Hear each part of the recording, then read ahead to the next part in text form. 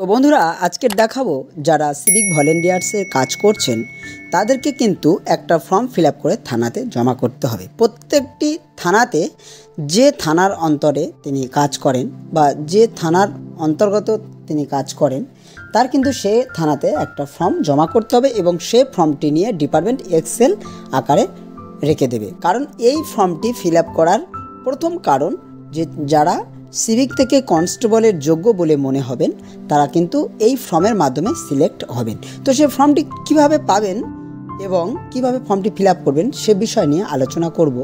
তো তার আগে বলি, আমার ডিসক্রিপশান বক্সে এই সিভিকের এই ফর্মটি থাকবে, আপনারা সেখান থেকে ফর্মটি ডাউনলোড করে নিতে পারেন। যারা করে নিয়েছেন তাদের আর করতে হবে না, আর যাদের এখনও করা হয়নি তাদেরকে অবশ্যইভাবে এই ফর্মটি ফিল আপ করতে হবে। তাই আমার ডিসক্রিপশান বক্সে ফর্মটি ডাউনলোড করে নিতে পারবেন।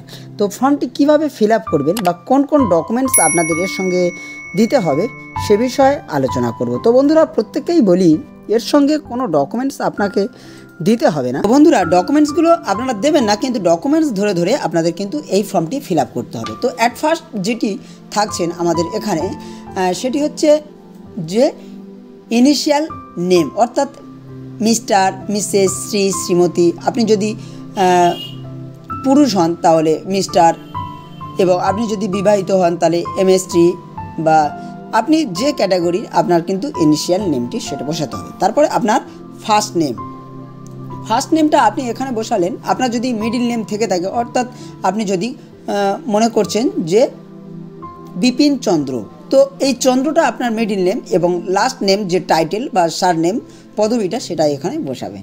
তারপরে স্টেপে চলে আসবো ফাদার্স নেম। ফাদার্স নেমটা এখানে লিখবেন ক্যাপিটালে। প্রত্যেকটা ফর্মটাকে আপনারা ক্যাপিটালে ব্যবহার করতে চেষ্টা করবেন, কারণ না ক্যাপিটালে লেখা আপনাদের জরুরি বা ক্যাপিটালে লেখা আপনাদের দরকার, বা ক্যাপিটালে লিখলে যারা এক্সেল ফাইল করবে তাদের বুঝতেও সুবিধা হবে। সেই জন্য প্রত্যেকে বলি আপনারা ক্যাপিটালে লিখবেন। তারপরে মায়ের নামটি লিখবেন। যদি কারোর স্পাউস নেম লেখার থাকে তাহলে কিন্তু সেটা স্পাউস নেমটি লিখতে পারেন, অর্থাৎ স্বামী কিংবা স্ত্রীর নামটি লিখতে পারেন স্পাউস নেম হিসেবে। যদি স্ত্রী চাকরি করেন তাহলে স্বামীর নাম লিখবেন, যদি স্বামী চাকরি করেন তাহলে স্ত্রীর নামটি লিখতে পারেন। জেন্ডার, এটা মেল ফিমেল যেটা হবে আপনাদের সেটা এখানে সিলেক্ট করে দেবেন বা এখানে লিখে দেবেন। ডেট অফ বার্থটাও এখানে লিখে দেবেন। এজ, অর্থাৎ ডেট অফ বার্থটা মানে যত সালে জন্ম সেই সাল থেকে 2024 সাল পর্যন্ত আপনার বয়স কত। এখানে যদি 32 বছর হয় তাহলে আপনি 32 ইয়ার্স লিখে দেবেন। রিলিজিয়ন, আপনি যদি হিন্দু, মুসলিম, খ্রিস্টান হয়ে থাকেন তাহলে এটি বসাবেন। তো বন্ধুরা তারপরের স্টেপ যেটা আমরা সেটা দেখব যে কাস্ট, অর্থাৎ আপনি কোন কাস্টে আছেন, এসসি, এসটি, ওবিসি সেটা লিখে নেবেন। তারপরে আইডেন্টিফিকেশান মার্ক, অর্থাৎ আপনার শরীরে যদি কোনো আইডেন্টিফিকেশান মার্ক থাকে, ধরুন আপনার তিল আছে কপালে, তাহলে মোল অন দ্য হেড বা মোল অন দ্য ফরহেড, আপনার যে ক্যাটাগরির আইডেন্টিফিকেশান থাকুক না কেন সেটা কিন্তু এটা এখানে লিখতে হবে। আপনার যদি কপালে তিল থেকে থাকে সেটা তিলের জন্যও লিখবেন, এবং আপনার যদি অন্য আইডেন্টিফিকেশান থেকে থাকে আপনি সেটা কিন্তু এটা লিখতে পারেন। সুতরাং আপনাকে শনাক্ত করার জন্য সে আইডেন্টিফিকেশান সিম্বলটি এখানে লিখতে হবে। ব্লাড গ্রুপ আপনি দিতে পারেন এখানে, আপনার কোন পজিটিভের বা কোন ক্যাটাগরির বা কোন গ্রুপের ব্লাড আছে। এনরোলমেন্ট টাইপ, অর্থাৎ র্যাঙ্ক ইনফরমেশানটা আপনারা কিন্তু দিতে পারেন। সিভিকদের যেহেতু কোনো র্যাঙ্ক হয়নি এখনও পর্যন্ত, সেহেতু র্যাঙ্ক দেওয়ার এখানে প্রয়োজন নেই, কিংবা র্যাঙ্ক বিষয়টি এখানে দেওয়ার মনোগত বলে মনে করছি না। তারপরে কারেন্ট পোস্টিং ইনফরমেশান, অর্থাৎ আপনি কোন পোস্টিংয়ে কাজ করছেন। এখানে ডিস্ট্রিক্ট পিডি, গ্রামী ও জিআরপি, আইভি, ডাব্লিউপি, আদার ইউনিট এখানে আপনি দিতে পারেন। যদি জিআরপি ডিপার্টমেন্টে কাজ করেন তাহলে জিআরপি দিতে পারেন। এবং কারেন্ট প্লেস অফ এনরোলমেন্ট, আপনি যে জায়গাতে এনরোলমেন্ট করেছিলেন, এবং date of joining in the current unit, আপনি কোন ইউনিটে বা কোন ডেটে আপনি জয়েন করেছিলেন সিভিকে, এবং কারেন্ট সাবমিট। সুতরাং এই র্যাঙ্ক ইনফরমেশান এবং কারেন্ট পোস্টিং ইনফরমেশানটা আপনি কিন্তু একা দিতে পারবেন না, এটা ডিপার্টমেন্ট আপনাকে ফিল করে দেবে। তো নেক্সট চলে যাব আমরা ব্যাংক ডিপার্টমেন্টেতে, মানে আপনি যে জায়গাতে ব্যাংক অ্যাকাউন্ট আপনি জমা করেছিলেন সেই ব্যাংক অ্যাকাউন্ট নেমটা এখানে বসাবেন। অর্থাৎ আপনার যদি এসবিআই হয় স্টেট ব্যাংক অফ ইন্ডিয়া এখানে লিখবেন, ব্যাংক অ্যাকাউন্টটা এখানে লিখতে হবে, এবং আইএফএসসি কোড আপনি লিখে দেবেন, তারপরে MICR কোড লিখে দেবেন। তো তারপরে এখানে IFMS আইডি যেটা আছে, যে ইন্টিগ্রেটেড ফিনান্সিয়াল ম্যানেজমেন্ট সিস্টেম আইডিটা, এটা বসাতে হবে না। এটা ওই রিসিপ্ট, আমরা যে রিসিপ্টটা এর আগের ভিডিওতে দেখিয়েছিলাম যে পেমেন্ট রিসিপ্ট কীভাবে পাবেন, সেই রিসিপ্ট একটা আইডি আছে, সেই আইডিটা আপনারা দিতে পারেন, নাও দিতে পারেন, তবে দিলে ভালো হয়। তারপরে আপনারা ভোটার কার্ড নম্বরটি এখানে বসিয়ে দেবেন, এনরোলমেন্ট অ্যাকাউন্ট নম্বরটি এখানে বসিয়ে দেবেন, প্যান কার্ড নম্বরটি এখানে বসিয়ে দেবেন, আধার কার্ড নম্বরটি এখানে বসিয়ে দেবেন, এবং ড্রাইভিং লাইসেন্স যদি থেকে থাকে আপনারা ড্রাইভিং লাইসেন্স এখানে বসিয়ে দেবেন। তো ড্রাইভিং লাইসেন্স দেওয়ার পর পাসপোর্টটাও দিয়ে দিতে পারেন।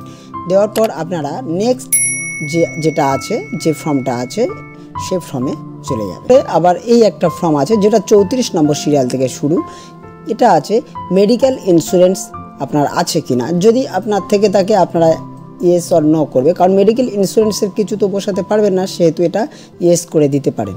এবারে ক্যান্ডিডেট ফটো, এখানে আপনারা ক্যান্ডিডেট ফটো ঠিক ফর্মের নিচের দিকে আপনারা বসানোর একটা প্লেস পাবেন, সেখানে কিন্তু বসিয়ে দিতে পারবেন। এখানে ক্যান্ডিডেট ফটো একটা বসিয়ে দেবেন। তো দেওয়ার পরে নেক্সট আপনারা ক্যান্ডিডেট সিগনেচার, মানে এখানে আপনারা সিগনেচার করবেন। সিগনেচারটা কোনো ক্যাপিটালে অর্থাৎ বড় হাতের হবে না, সিগনেচারটা জাস্ট ছোট হাতেই বসিয়ে দেবেন। অ্যাড্রেসটা বসাবেন, মানে আপনার পার্মানেন্ট এবং প্রেজেন্ট অ্যাড্রেস যেটা আছে, অফিস পোস্ট অফিস যেটা আছে সেটাও বসিয়ে দেবেন, স্টেট ওয়েস্ট বেঙ্গল বসিয়ে দেবেন, ডিস্ট্রিক্ট আপনার যে ডিস্ট্রিক্ট থেকে দেখছেন বা যে ডিস্ট্রিক্টের আন্ডারে কাজ করছেন সেই ডিস্ট্রিক্টটা এখানে বসিয়ে দেবেন, যে পুলিশ স্টেশনে আপনারা কাজ করছেন সেই পুলিশ স্টেশনের নাম লিখবেন, তারপরে আপনাদের পিনকোড। তো বন্ধুরা, এটা হলো পার্মানেন্ট অ্যাড্রেস। প্রেজেন্ট অ্যাড্রেসটা যদি সেম হয়ে থাকে আপনারা সেম এখানে বসিয়ে দেবেন। তো এখানে সেম লেখার মতো পজিশান নয় বা সেম লিখবেন না, আপনারা আবার যে মানে অ্যাড্রেসগুলো বা ঠিকানাগুলো এখানে লিখেছিলেন ঠিক এখানে সেই ঠিকানাগুলো বসিয়ে দেবেন। যেহেতু আপনাদের প্রেজেন্ট বা পার্মানেন্ট অ্যাড্রেসটি একই আছে, সেহেতু আবার একই এটা বসিয়ে দেবেন।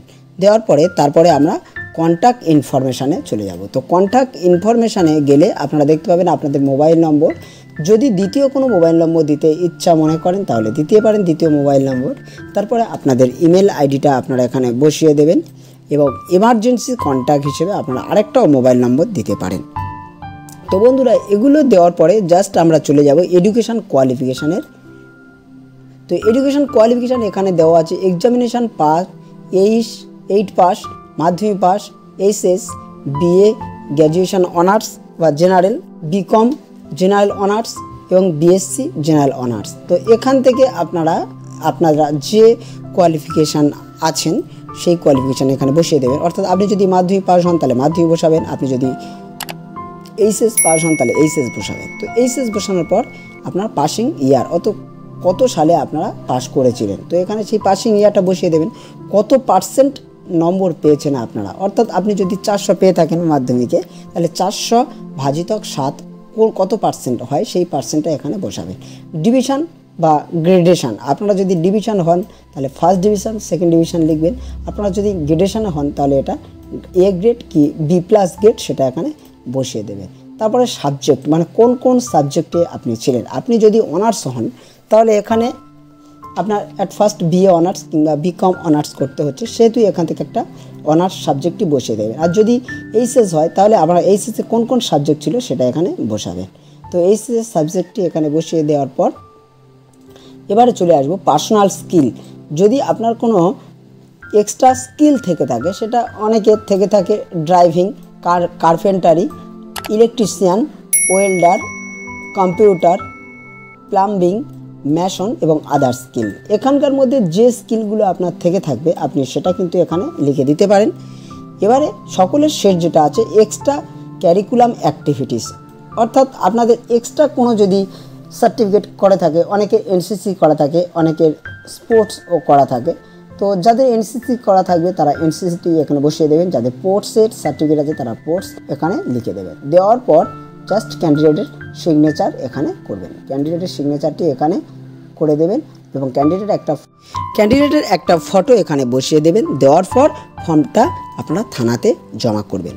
তো এইভাবে যাদের গ্রামে বা যাদের জিপিতে VIP আছেন, অর্থাৎ ভিলেজ পুলিশ আছেন ভিপি আছেন সেই ভিপির কাছেও জমা করতে পারেন, কিংবা আপনাদের থানাতেও জমা করতে পারেন এই ফর্মটি। তো এই ফর্মটি প্রত্যেকের জন্য প্রযোজ্য, যারা না ফর্মটি ফিল আপ করবেন তাদের কনস্টেবল কিংবা যে প্রমোশনের জন্য যে নোটিশটা বেরিয়েছেন সেটা কিন্তু আপনারা থেকে বঞ্চিত হতে পারেন। সেজন্য প্রত্যেককেই বলবো যারা সিভিক ভলেন্টিয়ার্সের কাজ করেন তারা অনুরোধ করে এই ফর্মটি আপনারা কিন্তু জমা করতে পারেন, থানাতে এই ফর্মটি জমা করতে পারেন। তো বন্ধুরা, ভিডিওটি এই পর্যন্ত। আশা করি আপনাদের মতামত বা আশা করি আপনারা বুঝতে পেরেছেন। যদি না বুঝতে পারেন অবশ্যই আমার কমেন্ট করবেন, আর যারা বুঝতে পেরেছেন তারা যত তাড়াতাড়ি সম্ভব এই ফর্মটি থানাতে কিংবা ভিআইপির কাছে জমা দিতে পারেন, ভিলেজ পুলিশের কাছে জমা রাখতে পারেন। ভালো থাকবেন, সুস্থ থাকবেন এবং ডিএস বাংলার সঙ্গে সদা সর্বদা জুড়ে থাকার জন্য আপনাদের অসংখ্য অসংখ্য ধন্যবাদ। তো এই ধরনের নতুন সিভিক ভলেন্টিয়ার্সের ফর্ম কিংবা তাদের নানা ধরনের ভিডিও আমরা এই চ্যানেলে দিয়ে থাকি। তো সেই জন্য এই চ্যানেলটিকে সাবস্ক্রাইব দিয়ে রাখবেন, কেননা এই চ্যানেলে নতুন নতুন ভিডিও আমরা আপলোড করে থাকি। ভালো থাকবেন, সুস্থ থাকবেন এবং ডিএস বাংলার সঙ্গে সদা সর্বদা জুড়ে থাকার জন্য আপনাদের অসংখ্য অসংখ্য ধন্যবাদ জানাই।